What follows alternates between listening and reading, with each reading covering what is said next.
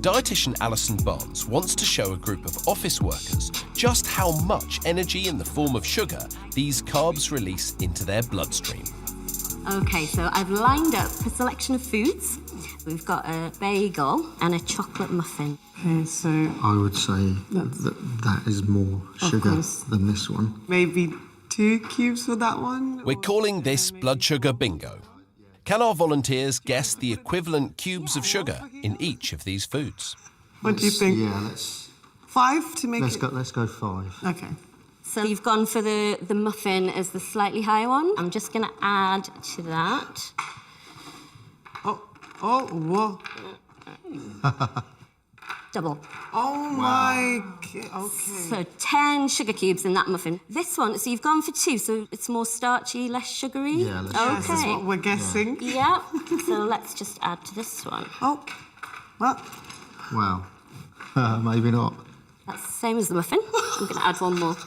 More sugar. So there's 11 sugar cubes equivalent in this bagel. I'm shocked, I won't lie, I'm shocked. Yeah. What you're saying is that in the bagel, when you eat it, you chew it up and start to digest it, your body is breaking that starch down into that quantity of sugar. The equivalent of sugar, yeah, exactly. This is a portion of white rice, and then you've got a nice bowl of strawberries. The rice. Yes, let's go for 5. Because I would never have put sugar with rice. Strawberries. I would put half of that bowl. They are sweet. 2 more, yeah. Okay, so in this amount of strawberries, there is 4 sugar cubes. So yeah, so although they taste sweet, actually the amount of carbohydrate that they contain is quite small. So let's compare that to this portion of rice then. No. So you've gone for 5, so just let me... No. What I'm going to do, I'm just going to do this. I'm not eating rice again. Oh, word. Oh my God. Really?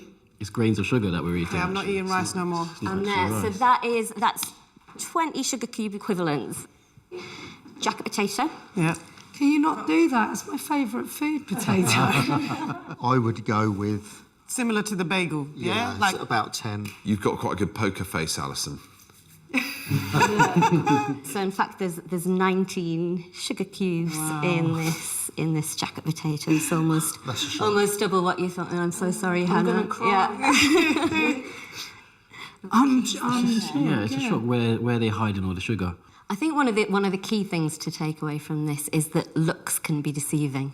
So just because a food doesn't necessarily taste sweet doesn't mean that there's not going to be sometimes an awful lot of sugar going into your system after you've eaten it. The thing that this really rams home for me is that there is a huge amount of energy in a potato, and that pile of glucose there that your body will turn the potato into will be stored as fat unless you burn it off. Unless you burn it off. You have to be careful about what you're putting in your mouth.